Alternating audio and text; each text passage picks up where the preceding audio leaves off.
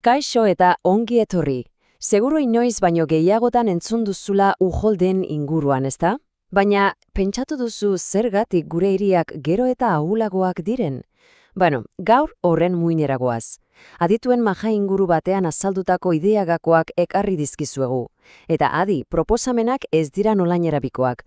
Lurrerakin, urerakin eta nekazaritzarekin dugun harremana goitik bera aldatzea eskatzen dute. Goazen zuzenean harira. Nacho Díez Torrijos irigintza adituaren esaldi honek primeran laburbiltzen du gure abiapuntua. Zer esan nahi du honek? Oso sinplea da, egia esan. Paiseiak tresna huts gisa ikusi ditugu, funtzio bat betetzeko, eta bidean beraien benetako esanahia, beraien logika naturala ahastu zaigu. Hauxe da gaurko gure bide horria. Lehenik eta behin, mehatxua aztertuko dugu. Gero, urarekin bizitzen ikasteko adibideak ikusiko ditugu, herbereitara begiratuz. Ondoren, landa eremuko realitatea ezagutuko dugu, eta amaitzeko galdera potoloa. Lankidetza ala kausa. Goazen! Orduan, sartu gaitezen lehen puntuan, hirigintza mehatxupean. Eta hemen, funtzean, bi munduren arteko talkazari gara. Alde batetik, guk paperetan marrazten dugun plangintza, bestetik naturaren funtzionamendu erreala, eta talka hori dana bezalako fenomenoek modu bortitzean azaleratzen dute. Eta Nacho Díez Torrijosek oso argi azaltzen du non dagoen arazoaren erroa. Gu lasai asko eremu urbanizagarri deitzen diogun horretan eraikitzen dugu. Baina zer da benetan lur hori? Askotan alubioi lautada bat. Hau da, naturak milaka urtetan sortutako gune bat. Hain zuzen ere, ura bertan pilatzeko eta lasai egoteko. Logika ez da, baina guk eraikinan jartzen ditugu. Adibide ezin hobea dugu Valentziako hortan. 1000 urteko paisaia da, urrestatze ubidesare konplexo batekin osatua. Kaos bat dirudi, baina berez, uraren logikari jarraitzen dion ordena sofistikatua da.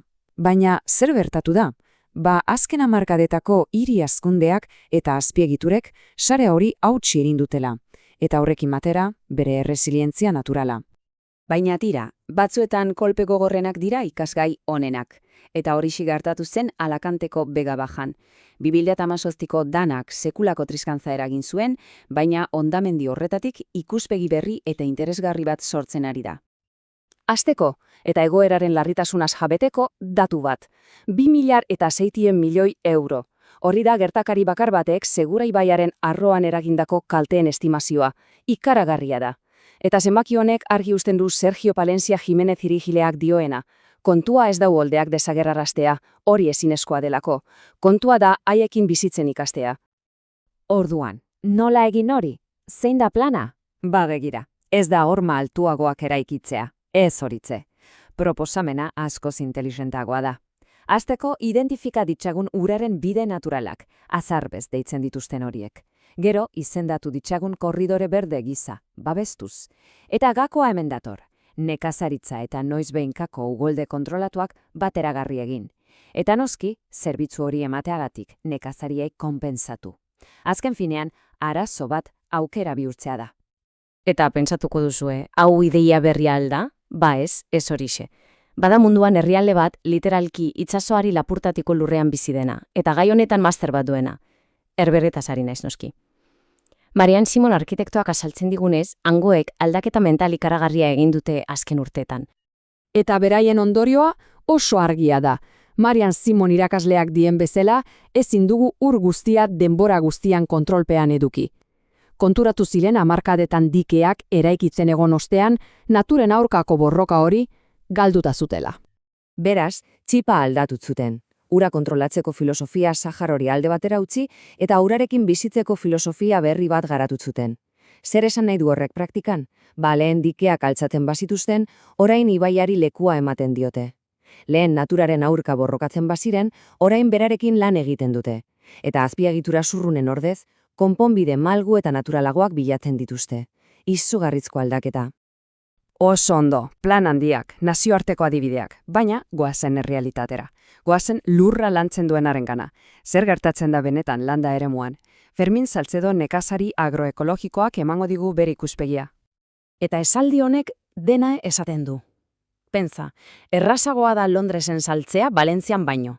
Valentziako hortan bertan ekoiztutako produktuez ari gara, Honek erakusten digu zein puntutaraino dauren deskonektatuta hiria eta bere inguruko nekazaritza lurrak. Bi mundu paralelo, elkarri bizkarra emanda. Eta ez da soilik salmenta kontua. Burokrazia da beste borroka handia. Adituek lurra zaindu beharraz hitz egiten duten bitartean, nekazariek araudi zurrun eta askotan zentzugabei egin behar diete aurre. Ongarri organikoen mugak, zimaurra erabiltzeko trabak, kuaderno digitalak, azkenean lurra hobetzen eta ura zurgatzen laguntzen duten praktikak zigortzen amaitzen dute. Paradoxa itzela da. Honek guztiak azken puntura garamatzea. Paslearen pieza erabakigarrera eta ziurrenik korapilatzuenera.